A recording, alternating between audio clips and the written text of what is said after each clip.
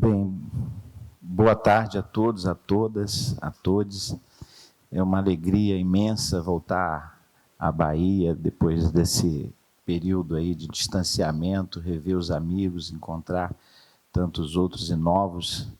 Então, eu gostaria muito de agradecer ao Instituto, ao Vinícius, ao Saulo, enfim, toda a diretoria por estar realizando esse congresso, esse seminário e nos dá a felicidade de estar aqui presente.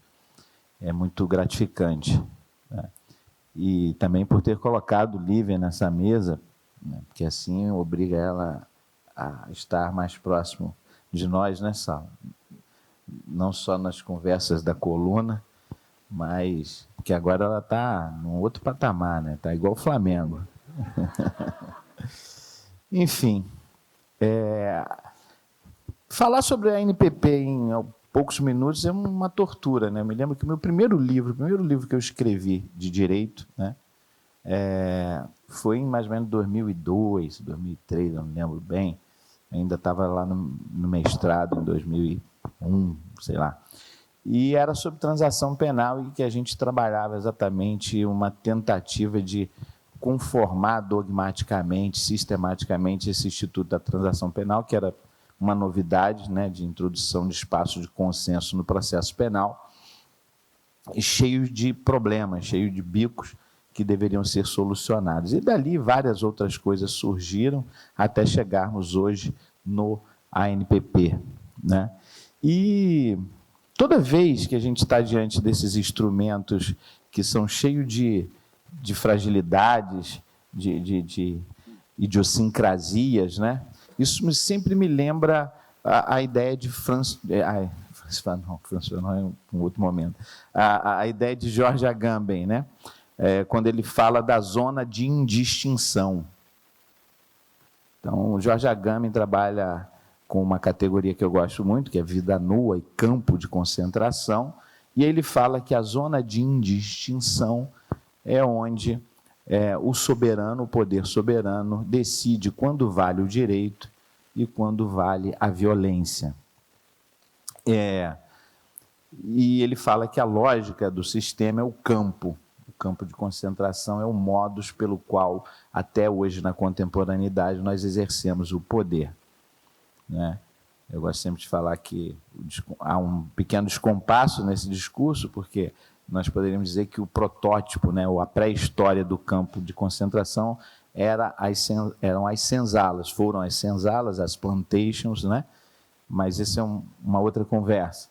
Mas isso não retira de Agamben a importância conceitual e analítica. Então, ele vai falar que as zonas de extinção é onde opera o poder soberano, que pode decidir quem é a vida nua, a vida desprotegida, né? Os matáveis, os indesejáveis, e como você vai operar, se é com o direito ou com a violência. Isso se acresce, se qualifica perversamente no Brasil, porque aqui é muito interessante, né? Mesmo quando nós não temos as zonas de extinção, o poder soberano aqui é tão grotesco que ele, mesmo na zona que não é de extinção, ele decide quando opera o direito e a violência. Vou dar um exemplo simples, banal, que é o artigo 212 do CPP, né? O superior hoje fica discutindo se anula, né? Se anula ou não a sentença quando o juiz começa a perguntar primeiro, né? Isso é uma regra indiscutível, óbvia, ou seja, o Código de Processo diz, o juiz pergunta ao final. E as pessoas chegam no STJ, você já deve ter sustentado muito essa questão lá, né, Carreira? Para discutir se anula ou não, porque o juiz começou a perguntar primeiro. Porque há uma deliberada, né, um deliberado desejo de descumprir a lei, de ser déspota, né, de ser marginal, no sentido de estar à margem da lei, né? Então, aqui, imaginem todos e todas, quando nós estamos diante de um instituto que é exatamente o quê? Uma zona de extinção como o ANPP. Mas é onde opera a seletividade, onde a gente escolhe quando vai ocorrer ou não a violência. Então, esse é um primeiro problema, porque ele abre isso, né? E eu ainda, quando, diante dessas coisas, né, tipo 212, eu falo sempre para meus alunos na graduação lá na UF, eu falo assim, quando um operador do direito, um promotor, um juiz, né, aplica um negócio desse, ele é estúpido ou ele é perverso? Ele é burro ou ele é perverso? Não, porque é impossível você ler o texto e chegar a uma outra conclusão.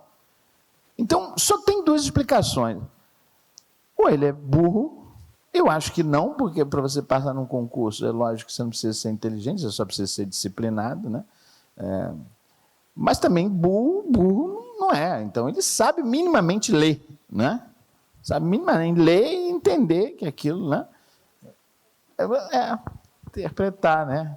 Mas aí tem aquela coisa, eu gosto, essa semana eu publiquei no meu Instagram a coisa da interpretação, né? Da hermenêutica, né? Que vem de Hermes, né? Que é um deus grego, onde nasceu a ideia de hermenêutica, né? E é tudo bom, bonito e belo. Mas a gente esquece que antes disso existia uma civilização na África que tinha Exu, que muitas das vezes é demonizado, é visto como algo odioso, e que fazia nada mais, nada menos do que o quê, Saulo? A mesma coisa que Hermes, né? Aí eu fico me lembrando que quando nós, homens e mulheres pretos e pretas, fazemos a mesma coisa que os brancos, não temos a mesma visibilidade, a mesma trajetória, as mesmas facilidades. Essa é a minha forma mais sutil de explicar o que são os privilégios da branquitude. Mas, enfim, voltando ao tema. É uma questão que eles talvez não saibam interpretar, não beberam nem em Hermes e nem em Exu.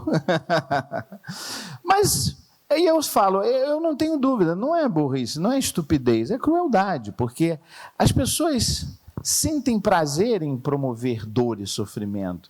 Não fosse assim, não se venderia algema em sex shop. Uma questão simples, não é verdade? Me falaram que em sex shop é muito comum vender algemas.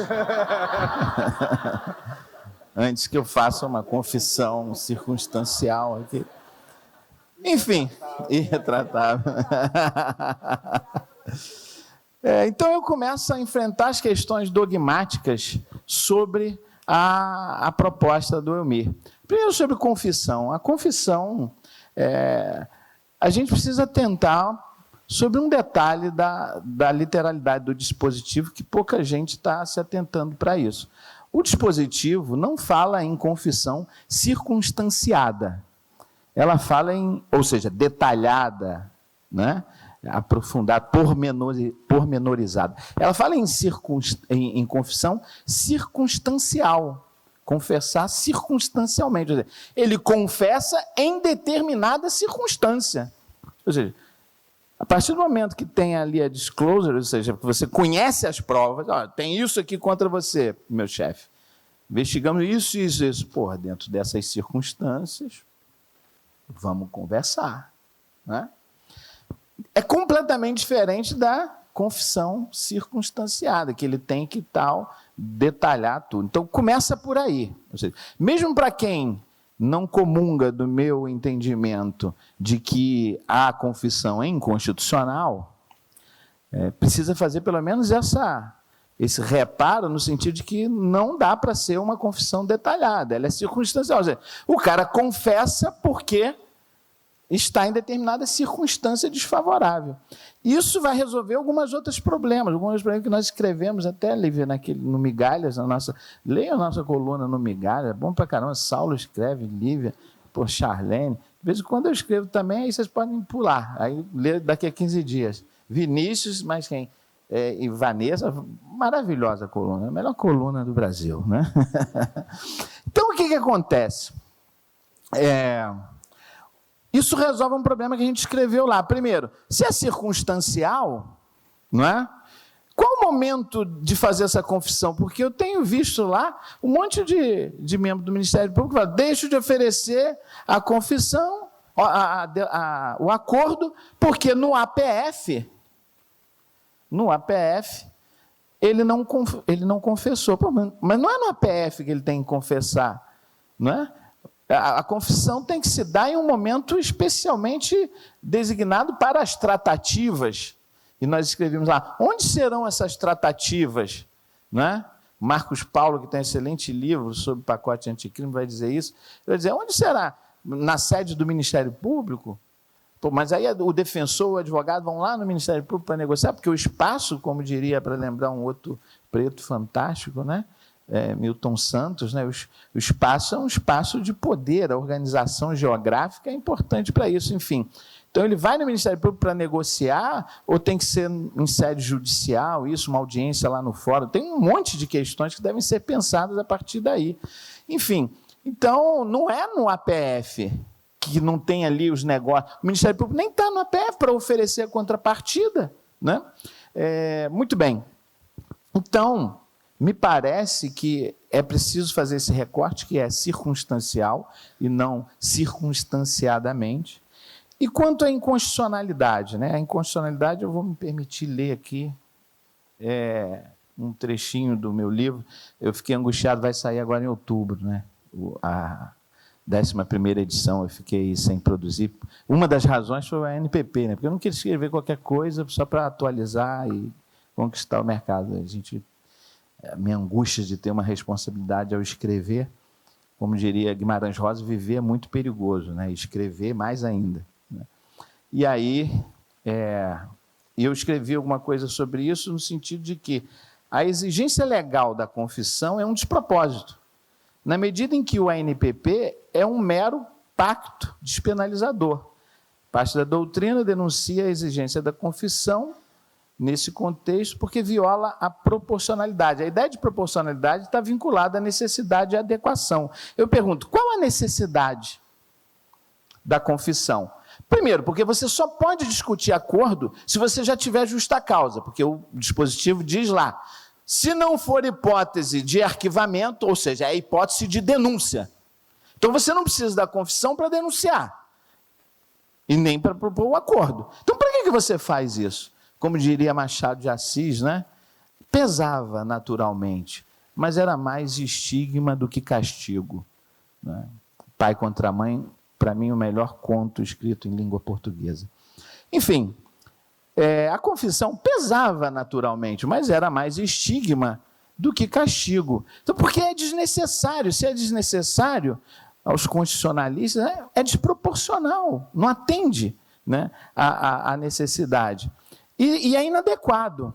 Né? É inadequado porque não existe relação de causa e efeito entre a confissão e o acordo. Então, é inadequado. Quando falta necessidade e adequação, você tem algo que é não proporcional e, portanto, viola o princípio constitucional da proporcionalidade. Além disso, exigir essa confissão viola o direito ao silêncio, o direito à não autoincriminação. Porque, para eu fazer o acordo, se eu não preciso da confissão porque eu já tenho que ter justa causa, não é? Você obrigar o cara a confessar é querer que ele te forneça algo para, em caso de descumprimento e oferecimento da denúncia, você ter contra ele um acréscimo. Então, viola o direito, viola o meu sentido, o direito ao silêncio. Porque a pergunta é, eu vou confessar para quê? É para celebrar o acordo? Não.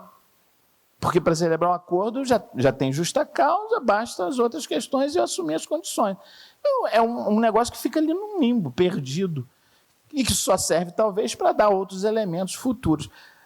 Um último ponto, porque eu já extrapolei o tempo, para o desespero do Vinícius, porque quando você pensa em ANPP, ele vem num contexto de juiz das garantias, que está suspenso, já por mais de 2 anos, né? Onde você tinha uma troca de juízes no momento entre o recebimento da denúncia e a instrução. Então, você teria até uma redução ali do problema, porque o juiz que recebesse a denúncia, depois a confissão não iria para a instrução e julgamento. Só que isso agora não está funcionando. Mas, de qualquer forma, você vai pensar em discutir, então, o que você vai fazer com essa confissão se a denúncia depois for oferecida em função do descumprimento. E aí abre-se uma grande zona de indistinção, onde vai operar ali, a depender do cliente, né, a lógica da violência ou do direito. Né? Só para entender um pouco do que eu estou falando. condução coercitiva virou crime. Não é? Lógico, ninguém tem dúvida que a condução coercitiva que foi feita no Brasil era uma barbárie, um negócio absurdo, mas foi criminalizado, porque algumas centenas, talvez, de homens brancos, empresários, políticos, etc., funcionários públicos, foram conduzidos coercitivamente e há uma reação. Como houve com a súmula vinculante número 11, prenderam um banqueiro, um desembargador federal, e logo fizeram a súmula vinculante número 11, porque antes nenhuma pessoa era algemada no Brasil, né? As pessoas que eram algemadas no Brasil não eram dotadas de humanidade. Então, podia, aí a súmula vinculante número 11 vem para isso. A criminalização da condução coercitiva vem para isso.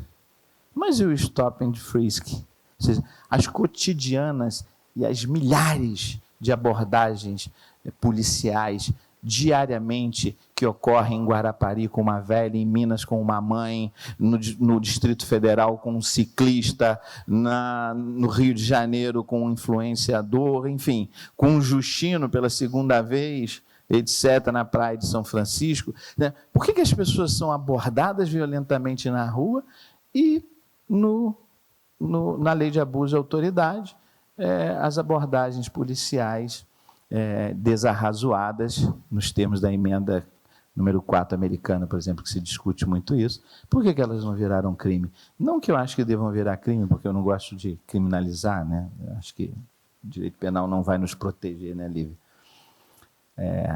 Oxóssi, né?